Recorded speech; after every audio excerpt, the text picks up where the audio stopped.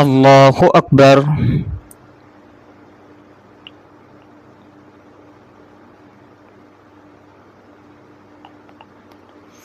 الحمد لله رب العالمين الرحمن الرحيم مالك يوم الدين إياك نعبد وإياك نستعين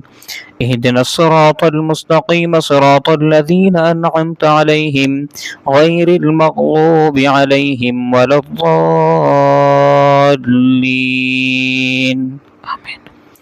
ألف لام را تلك آيات الكتاب المبين إنا أنزلناه قرآنا عربيا لعلكم تعقلون نحن نقص عليك أحسن القصص بما أوحينا إليك هذا القرآن وإن كنت من قبله لمن الغافلين إذ قال يوسف لأبيه يا أبت إني رأيت 11 كوكبا والشمس والقمر رأيتهم لي ساجدين قال يا بني لا تقصص رؤياك على إخوتك فيكيدوا لك كيدا إن الشيطان للإنسان عدو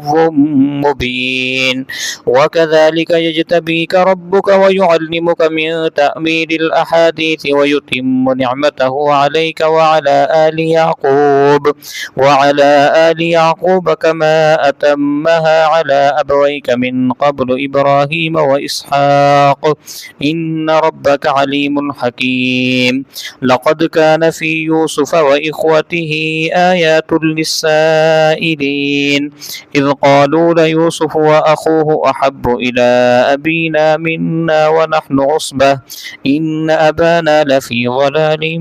مبين اقتلوا يوسف أو اطرحوه أرضا يخل لكم وجه أبيكم